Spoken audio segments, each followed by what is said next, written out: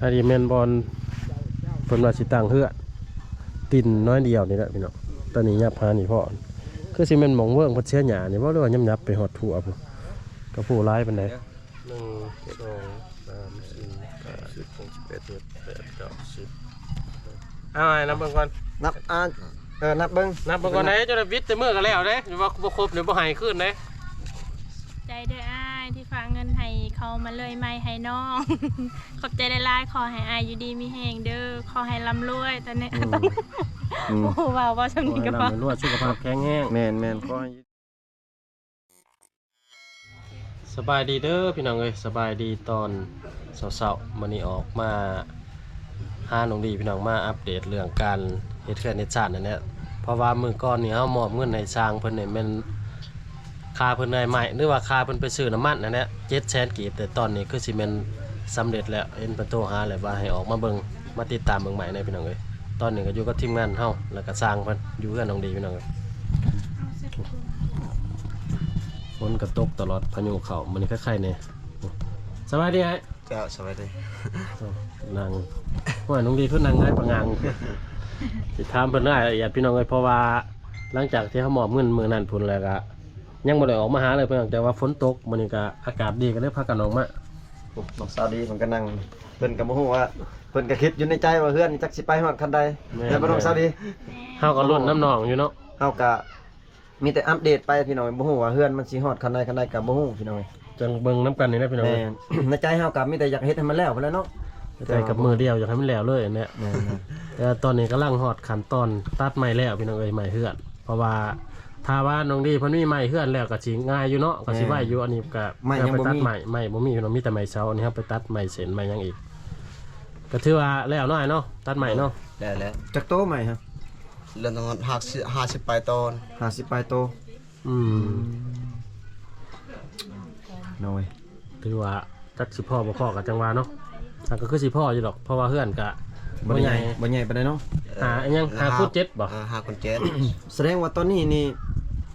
ยังบ่มีแต่แป้นเนาะแป้นโปกับแป้นปุ๊บแป้นแอมผ้าแอมเนาะแป้นปูกับฟ้าแอมพี่น้องเอ้ยการนั้นมันมีเบิดแล้วสังกะสีมันยังก็มีเบิดแล้วตะปูมีเบิดไม้เส้นมีเบิดแล้วตอนนี้พี่น้องเอ้ยกระสร้างสิเฮ็ดยังแต่ค่าสร้างเนาะกับค่าสร้างพี่น้องเอ้ยเพราะว่าหาเพิ่นแบบช่วยบ่ได้พี่น้องเอ้ยมีแต่เพิ่นว่าอยากได้ประมาณบ่หลายเนาะก็หลายเติบมันแหละบ่หลายก็เพิ่นว่าประมาณ 2-3 ล้าน4ล้านนี่แหละเพิ่นว่าพี่น้องเอ้ยแต่ว่าเพราะว่าคือว่าได้เนาะเดี๋ยวนี้มันเข้าอยากมากแพงก็บ่ติแม่นแต่ก็ยังสิขอลบมาเพิ่นอยู่ที่คือว่าอ้ายสิเฮ็ดว่าอ้ายค่าเวียกบ่ยังเขากำลังยังบ่ทันฮูดเขานั่นอ๋อหางมีบ่สร้างในบ้านนี่คือว่าจังได๋โอ้หลายแล้วเบิดลายอยู่เนาะคันเฮ็ดซั่นน่ะจักมื้ออ้ายคิดว่ามุ่งยังแบบเฮ็ดขึ้นเอายกแล้วก็มุ่งเลยจักมื้อประมาณซำนั้นบ่จักคือกันแล้วแบบว่าเฮาวางบ่ได้ตัวนั้นแต่ว่าคันเฮาเฮ็ดประมาณเฮือนซำนั้นก็เฮาแบบว่าเฮาบ้านประมาณ2 มื้อประมาณ3 มื้อเฮายกตัวนั้น3 มื้อเนาะประมาณ4 มื้อสบายว่าแล้ว4 มื้อนะสูงสุดมัน4 มื้อเนาะแล้วซำนั้นแหละคันปืนเฮ็ดก็บ่เฮาบ่จักแล้วคือเลยไม้นั่นแหละคันปืนเลื่อยคือพอจังว่าเฮาเบิ่งเขาเลื่อยนั่น4โตฮอดเป็น 3-4 มื้อเพิ่นจังได๋แม่นบางคนก็ขี้คร้านเนาะเลื่อยเนาะแม่นเลื่อยแบบเลื่อยลายมือถือว่าไว้ได้พี่น้องเอ้ยอ้ายเพิ่นเลื่อยนี่แม่น2 มื้อ50โตนี่2 มื้อเอาว่า40โต50โตก็ถือว่า50โตโอ้ไวเติบได้พี่น้องเพิ่นก็ช่วยไปน้ำลายเติบอยู่ช่วยมันไวขึ้นแต่ว่าเฮ็ดได้มันฝนตกพายุเข้าเนาะแม่นแล้วบ่ได้ออกมาหาก็ออกมากะจะค้นมาแล้วแต่มื้อนั้นเพิ่นบ่แต่บ้านนี่บ่ค้นแล้วนะค้นมาพี่เจ้าเองบ่คนเจ้าคนผู้เดียวเจ้าสารไทยกับน้องเมียเฮาอ๋อแสดงเพิ่นคนมาหมดแล้วเรียบร้อยแล้วบอลอยากตั้งแล้วเฮากองไว้อ๋อไม่อยู่บ่อยากตั้งนี่เนาะเฮาเลื่อยแล้วเฮาเมื่อเลยจะหน่อยสิเป็นภาพไปเบิ่งไปหน่อยมีแต่แม่นให้เพิ่นเบิ่งถามรายละเอียดเพิ่นเนาะอยู่หั่นเนาะมีแต่เฮาให้อ้ายเพิ่นลงไปเบิ่งแบบไม่ก็แล้วก็บอลนอกเพิ่นอยากตั้งเนาะตั้งบอลหยังจังได๋ก็เฮาสิไปมอบเงินอยู่หั่นเลยเนาะถ้าว่าบ่ถือกันใหม่ก็บ่ได้จ่ายเลยอยู่หั่นมื้อหน้าบ่ได้จ่ายเนาะสั่งเนาะสิได้ติดหนี้ก็แล้วไปเบิ่งบอลลิ้นเพิ่นสิตั้งเฮือนเด้อบ่ว่าอยู่จุดใดถือบ่ถือก็ต้องได้จ่ายแล้วมื้อนี้พี่น้องเอ้ยจะเป็นนั่นแหละเพราะว่างานแล้วเนาะแม่นจะไปแก่กันน้ำลังอีกพี่น้องเอ้ยจะมันสิผิดคำเว้าเสียคำเว้ากันซื่อๆนะ ไปบ่ ไป ไป ให้อ้ายลงไปเบิ่งใหม่ไปสิน้องสิลงไปเบิ่งใหม่เลย ไปเบิ่งอยู่พุ่นแล้ว ลงเบิ่งใหม่ก่อน เอาสิไปใช่หนูดิ แกงหน่อไม้ ซ้ำซัน มกเฮ็ดมกหน่อไม้ ถูก โอ้แม่น้องสาวดีพี่น้องเว้ย ก็บ่หุ่นคือกันเนาะ หุ่นจะคือกันเนาะกับน้องดีเนาะ บ่แม่ คือกันแล้ว ดีใจอยู่บ่เจอสิได้เฮือนใหม่นี่ โดย ดีใจอยู่เนาะ ดีใจ ตาว่าเพิ่นเฮ็ดแล้วก็ดีใจแล้วเนาะ มีเฮือนอยู่ก็ดีใจแล้วมีความสุข แม่น อันนี้บ่มีเฮือนอยู่เฮ็ดได้ เพื่อนตัวนี้มันดินก็เจ้าเนาะ บ่ดินเข้า เอา อยู่บ่นั้นดิเจ้า บ้านนั้นแล้วได้เดียวนั่นแล้วดินนั่นอันนี้ก็อยู่น้ำเข้า ว่าแต่วิทย์เฮือนก็ยามัน ท่านได้เพื่อนตัวนั้นแล้วนี่มั่งบ่ตัวนี้มั่งบ่ตัวนี้หรือว่าอยู่ มั่ นี่ งแล้วดินเขาเขาจะได้ มั่งเนาะอันนี้ก็มั่งไปนำบ่หามไปแล้วเด้เนาะหามไปแปะใส่กันได้คันแนมนี้ มั่งหมดแล้ว โอ้แล้วไปปลุกอยู่อันนี้ไปเติมใส่อีกเนาะ โดย เมียงสิเฮ็ดกินตอนแรงเพิ่นบ่นี่หรือว่ากินตอนแรงบ่ได้เนาะ ต้มแล้วต้มชิมกอันนี้ ไว้กินตอนแรงเนาะ โดย พี่น้องก็ถือว่าดีใจนำอยู่เพราะว่าสิได้เคลื่อนใหม่แต่ว่าก็ยังถาเบิ่งเนาะว่าสิฮอดขันไหนแต่ก็สิพยายาม โอ้ว่ามันสิแล้วหรือบ่แต่ว่าถ้าเพิ่นมีผู้ใหญ่เพิ่นช่วยแล้วช่วยได้จังได๋ก็เฮ็ดซะนั้น บ่แม่นซุมเฮาได้มาช่วยได้ซุมเฮามาเป็น มา อันนี้ซื่อ มาถ่าย มาแลนเวียกให้เพิ่นซื่อ บ่แม่นว่าคือชูเจ้าว่าบ่ได้ฮู้ชะมดแล้วย้อนเพื่อแห้งชูเจ้าแล้วอยากได้ย้อนอันนี้ลูกเอ้ยชะตุแล้วให้มีบุญกุศลหลายตัวนี้ต่อไปชูเจ้ากันหายุยาวยืนอีก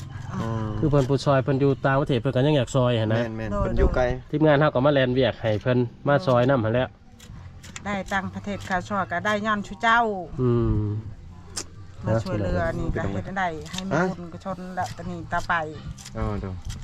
ชูเจ้าได้ลูกหญิงเต็มผ้าง่ายได้ลูกชายเต็มผ้าเข่าเฮ็ดเวียกเฮ็ดงานการลา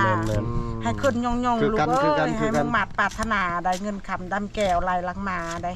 ไปพรใหม่บ่เด้อเพิ่น ว่าเพิ่นใหม่คือเบิ่ง ผู้ลายภาษาลาวลูกเอ้ยฮู้ชำใดว่าวชำนั้นชะตุขอบใจหลาย เพิ่นอยู่ดีมีแห้งเนาะ ๆโดยให้อยู่ดีมีแห้งให้มุ่งมั่นปรารถนาให้ร่ำให้รวยอีกจะนี่ต่อไปลูกเอ้ย ปรารถนาจะได้ดีสิ่งนั้นเฮ็ดเวียกเฮ็ดงานก็ให้ได้เงินหลายๆเนาะ โดยให้ร่ำให้รวยให้อายุยาวยืนแล้ว แม่นก็ดีใจนำอยู่ บ่ให้ยากจะนี่ต่อไปลูกเอ้ย ให้ได้หลายๆกว่าเก่าเนาะ ให้ได้หลาย ให้ได้หลายแล้วมาเฮ็ดเฮือนให้มันแล้วเนาะ โดย ก็ได้มาช่วย ก็คือกันให้เงินเต็มคำกำเต็มมืออีกจะนี่ไปหนา โดพี่น้องเลยสร้างปัญหาอยู่พุ่นเลย ลงไปเด้อ ไปเบิ่งไม่บ่ตั้งเฮือนก็ได้ไปเด้อ ใจขอบใจ ยุคสนนี่นะพี่น้องก็บ่ได้ใกล้กันปานใดกับเพื่อนหลังเก่าอันนี้แม่นเพื่อนขั้วที่ว่าพ่อกับแม่เพิ่นเนาะอันนั้นเพื่อนตัวเก่าพี่น้องย้ำบัดนี้ก็ประมาณ20เมตรโอ้สบายดีเด้อบ่าวแทนมา สบายดีเนาะ เรื่องเต็มอยู่เนาะเจ้าเนาะ แม่นตอนนี้ก็ฮอดมากวาดเบิ่งไม้นี่แหละ ตัวนี้ไม้อันนี้ไม้อีช่างนี่ไอ้ ไม้กระโดดไม้กระโดด ไม้กระโดนบ่ โดนตัวนี้มันเสียดอันแข้งพี่น้องตรง ตรงมันห้วย ตรงอยู่พื้นตรงอยู่พื้นต้น บอกอัน มันเลือแล้วเขาเลย เลื่อยเดือแล้ว พอช่องมั้ย เฮ็ดตรงมันพี่น้อง มันจักเซนมันนี่ไม้ตรงนะไม้ตรงนะประมาณจักเซน เส้นตัวนี้ตรงมันเฮ็ดเสาละเส้นบ่เฮ็ดเสานึงใส่ช่องบ่ โอ้เป็นครู แสดงว่ายังบ่พอแสดงว่า เรือแล้วของเก่า ตัวเก่าแน่ ตัวเก่าแล้ว โอ้อยู่ในแม่นน่ะนี่ ตัวเก่าก็ยังเนาะ เช่านี้ต้นนึงบ่ 2 4 6 8เป็นครูเนาะแล้วก็โต๊ะอ้อมอีกแนวละเซน ตัวนี้เรือสมมุติ50ปลายโตพอ4เมตรเป็น20โตตัวนี้50โตแล้วตัวนี้เนาะคือสิพออยู่เนาะ พอเยอะตัวนี้ บ่พอสุดแล้วแต่สร้าง พ่อนี่ให้สร้างเรื่อยสร้างยังติดหนี้ได้กัน ตัวนี้ไม้อันนั้นนี่เนาะไม้ยังไม้บักหว่าป่า ไม่มาว่า ว่ากับกระโดดเหมือนกันแล้วแต่กระโดดตัวแดง เหนียวได้ไม้บักหว่าเด้เหนียวไม้กระโดดก็เหนียวบ่ ทนใหม่ยังครับ นี่นะ50ปลายโตนั่น คือสิพ่ออยู่พี่น้องเว้ย คำว่าพ่อก็ฮะสร้างเลยได้ไปตัดให้อีก แม่น ยังอยู่ที่ต้นหนึงหรือเบิดล่ะบ่ หมดแล้วสองตอนตัวสัตว์อันนี้เอาไปเรื่อยไม้แถวให้เฮาอยู่พุ่นนี้ โอ้ไม้กระโดนบ่อันนี้ขาวๆนี่ บ่แม่นตัวนี้ ไม้หว่า ก็นี่ ว่าก็บ่แม่นเจ้าดิเอาเฮ็ดพื้นแล้วพักเจ้า มันสิเหนียวอยู่บ่ซั่นน่ะ นี่ ทนอยู่ติเนาะ โอ้ทนตัวนี้แต่มันดีตรงนั้น ร่างกายจะบ่ เกินล่ะครับ อืม ลองเจ้าเด้โต เนี่ยพี่น้องก็ถือว่าใหม่ครบแล้ว ไม่ตรง เด้อพี่น้องเอ้ยอันนี้แม่นบอลเพิ่นว่าสิตั้งเฮือติ่นน้อยเดียวนี่แหละพี่น้องตอนนี้ยับหานี่พ่อคือสิแม่นหม่องเวิ้งเพิ่นเสียหญ้านี่บ่รู้ว่ายับไปฮอดทั่วพุ่นก็ผู้ร้ายปานใดเสาอยู่นี่2อยู่ทางผลแม่น8ต้นเพื่อนหาขุด7พี่น้องเอ้ยโอ้จะต่อไม้อีกซังนี่ได้ยินน้องดีว่าจ้างเขาขุดอยู่ได้พี่น้องเอ้ยกระต่อให้มากระต่อมันอยู่พุ่นกกหมักเค้งน้องใส่ว่าจ้างเขาขุดประมาณ2 มื้อเขาขุดแล้วเขาตัดนี่เหงามันคิดว่าเหงาไม่รู้นี่เป็นราคาเหงาไม่รู้ไม่กันยุ่งที่มันทางนาน่ะยับไปพุทธทางนาเฮือนนี่สิมันอยู่ทางนั้นสงสัยนี่ทางหลังสิเป็นตัวนี้ถ้าว่าสิเอานาไปท่าแต่ผู้เป็นน้ำสร้างมันว่าสิว่าแน่ได้ยังบ่ได้ร่วมเรื่องค่าสร้างพี่น้องเอ้ยอ้ายเพิ่นก็ค่าเพิ่นว่าสิเฮ็ดอากาศฝนก็ตกสิจ่ายค่าสร้างมาก่อนบัดนี้ยังค้างอยู่เพิ่นอยู่3 ล้านหรือว่าประมาณ 5,000 บาทนี่แหละ6,000ค่าสร้างแต่เข้าใจแหละ1,000ยังเหลืออยู่ประมาณ 5,000แล้วสิจ่ายเพิ่นก็บ่าวผู้ไทยมีทางอายเพิ่นอยู่ต่างประเทศเบิด2 FC ทางบ่าวผู้ไทยแล้วก็ทางอายเบาไก่อยู่ต่างประเทศเพิ่นซอยค่าสร้างเพิ่นว่าให้ออกกันแล้วก็ยังอีกค่านึงก็คือค่าที่ว่าสร้างสิมา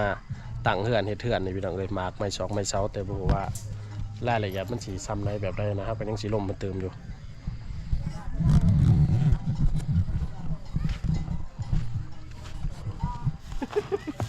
พี่น้องเอ้ย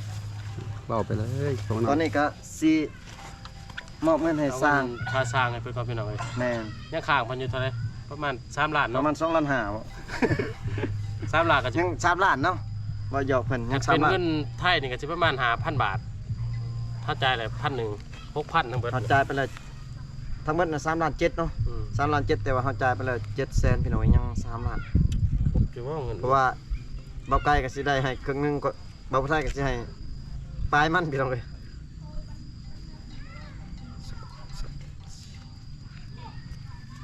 เหลือง นับบ่ครบเขาสินับให้เด้อ 1 2 3 4 5 6 7 8 9 10แจ้งอยู่เด้เปล่า เห็นอยู่บ่นี่ เห็นอยู่ FC เพิ่นเบิ่ง อย่าให้มันแยงในกล่องเลย2 3 4 5 6 7 8ล้าน8ข่อยเนาะ 12พุ่น เจ้าล้าน2 ล้าน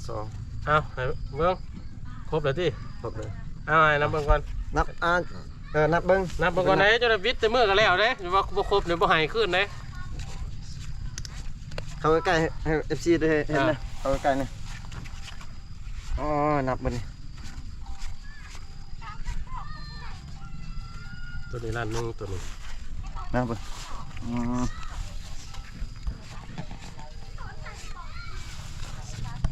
ครบบ่ 2 ล้าน หน่วยเรือตี้500,000เรือ500,000ไปจัก ถือว่า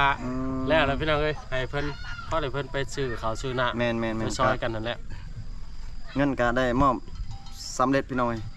สำหรับการเลื่อยไม้แม่นเรียบร้อยเนาะบ่ไกลเนาะ แม่นๆๆ ก็ถือว่าสำเร็จพี่น้อยยังแต่ขั้นตอนแบบว่าเลื่อย เพื่อน ตั้งกับเลื่อยแป้น เลยแป้น แป้นปูแล้วก็แป้นแอม แป้นแอม แม่น ยัง แม่น 3ขั้นตอน แต่ว่าตอนนี้อยากรู้ว่าค่าสร้างต่อไปประมาณเท่าไหร่ แม่นยังฮู้ว่าค่าสร้างแบบยกเนาะค่าเฮ็ดเท่าไรพี่น้อยพี่น้อยหลังจากจ่ายเงินค่าเลื่อยไม้เนาะก็มีแต่ให้น้องสาวดีเพิ่น แม่น ขอบใจผู้ช่วย ใจบุญผู้ช่วยหั่นแหละ แม่น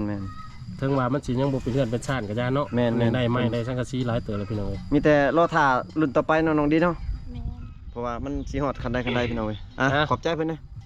ขอบใจเด้ออ้ายที่ฝากเงินให้เขามาเลยไม่ให้น้อง ขอบใจหลายๆขอให้อ้ายอยู่ดีมีแฮงเด้อขอให้ร่ำรวยตอนนี้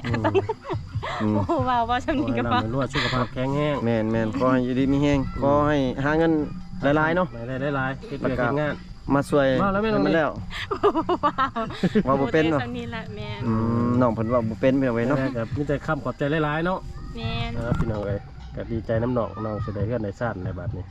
ก็ถือว่าอายใหญ่เพิ่นซอยเต็มที่ ถ้าได้เงินค่าจ้างสร้างนี่จังได้ตั้งเนาะน้องเนาะตอนนี้ก็ยังรอท่า สร้างเพิ่นมาอยู่ผู้สิเฮ็ดน่ะ แม่น เดี๋ยวเฮาสิถามรายละเอียดเบิ่ง อ่ะ บ่นั่นน่ะสมมุติว่าค่าตั้งค่าสร้างนี่ประมาณเท่าใดเพื่อนจำนี่ตั้งขึ้นมุ้งขึ้นซื่อๆนี่ สมมุติก็ตั้งซึ่ง4ล้านเท่านั้นแหละ 3-4 ล้านเนาะ ประมาณ4ล้าน คันว่าแบบทั้งแอมทั้งหยังเลยเบิดเลยดิจนแล้วเบิดจนอายุเลยน่ะ บอกว่าแล้วตอนนั้น ได้7-8ล้านเท่านั้น เท่านั้น7-8ล้านเนาะ อ๋อแต่ว่าแป้นยังบ่มีเนาะ เด้อ จักแผ่นบัดนี้แป้นเอาแป้นปูนี่เอา เป็นโปรนี่บ่ประมาณ35โต 35แผ่น 6 เมตรแล้วต่อ30โตเท่านั้น เฉพาะปูซื่อเลย 35 36เท่านั้น อ๋อคันจะเลื่อยนี่ประมาณจักล้านเนาะจ้างตั้งซอยบ่แม่นจ้างขาดเลยเด้สมมุติว่า 5 เมตรเนี่ยจะอะไรบ้าง 5 เมตร 5 เมตร เม็ดหนึง 5,000บ่โอ้เม็ด 3,000 เออ5 เมตรจักตู้บัดนี้5 เมตรนี่ 35โต 175 เมตร3 ล้านหาประมาณ3 ล้านหาพี่น้องเอ้ย3 ล้าน4 ล้านนี่แหละค่าเดือยน่ะถ้าสมมุติว่ามี8มีไม้จังซี่เบิดแล้วเข้ามาตั้งขึ้นเด้ทั้งตอกแป้นตอกหยังแป้นปูมันรวมนำกันเด้อแล้วว่าราคาสมมุติราคา4 ล้านนี่ ตั้งเพื่อนแล้วกับปูนี่ ราคาปูให้เลยแบบว่า แม่นแล้ววะ ทางแอมแบบว่ากันเฮ็ดแล้วเลยแบบว่าราคาไม่อีกตอนนั้น คะแนนในตั้งหายเนาะแสดงว่าตั้งกับปูแป้นเนี่ยอันเดียวกันเลย เฮ็ดให้แล้วเลย ก็สมมุติว่ามีแป้นก็ มีแต่ตั้ง ตั้งกับมงชาเช่เลยก็ราคาอันเดียวโตซ้ำกันเท่าว่า 3-4 ล้านเหมือนกัน 4 ล้านเท่านั้นแหละ คันมีแป้นน้ำหลังเพิ่นมาปูให้น้ำหลังก็ได้ติคันแป้นน้ำมันน้ำหลังเนาะ โมไปให้ซอยก็ไปโปซอยเห็นซั่น พี่น้องเอ้ยขอบใจ พี่น้องเอ้ยถือว่าอันนี้เลยบ่าวไทยยังหลายขั้นตอนอยู่เด้ ก็คือเพิ่นว่าเนาะ3-4ล้านพุ่นค่าสร้างเนาะ ค่าปาดไม้ก็3 ล้านค่าปาดไม้แป้นน่ะ35แผ่น35แผ่น 35แผ่น ถืออยู่4 ล้านได้ค่าสร้างอีกประมาณ4 ล้านอีก ค่าสร้างยก ยกตั้งปูเลย เฮ็ดเรียบร้อยเลยก็มีแต่รอรุ่นเบิ่งว่า FC เพิ่นสิช่วยจังไดเนาะ แม่นพี่น้องเอ้ยก็ถือว่าผู้รายละเอียดพอสมควรแล้วก็บ่ว่ามันสิแนวใดไปถามเบิ่งถามติดตามร่วมกัน เพราะว่าเรื่องค่าสอกค่าสร้างก็อ้ายเพิ่นว่าให้ฟังคร่าวๆนะแต่บ่รู้ราคาจริงมันสิซ้ำได้เนาะบ่ท่านเนาะแต่เฮาจักถามเบิ่งผู้สิมาเฮ็ดตัวจริงว่าเพิ่นสิว่าเท่าใดเพราะตอนนี้คันได้ไม้แป้นนี่เคลื่อยไม้แป้นนี่ก็สิโอเคอีกแต่เฮายังสิลงเพิ่นเติมพี่น้องเอ้ยคลิปนี้ก็เฮาสิปิดไปซ้ำนี่ก่อนแน่ได้ก็ขอบคุณขอบใจอ้ายเป็นทางต่างประเทศที่ว่าสนับสนุนทีมงานแล้วก็ช่วยน้องดีเฮ็ดเทือนเฮ็ดชาติให้ได้เป็นเทือนดีเพิ่นก็ว่าสิซอยเต็มที่หรือว่าสุดความสามารถเพิ่นว่าให้เพิ่นอยู่ดีมีแรงปรารถนาสิได้ขอให้ได้สิ่งนั้นเหตุการณ์เฮ็ดงานก็ได้เงินคำหลายๆมาซัพพอร์ตช่วยเหลือทางชนบทให้พี่น้องเอ้ยจังพอกันใหม่เทื่อหน้าเฮาสิอัปเดตไปเทื่อละน้อยๆพี่น้องเอ้ยบ๊ายบาย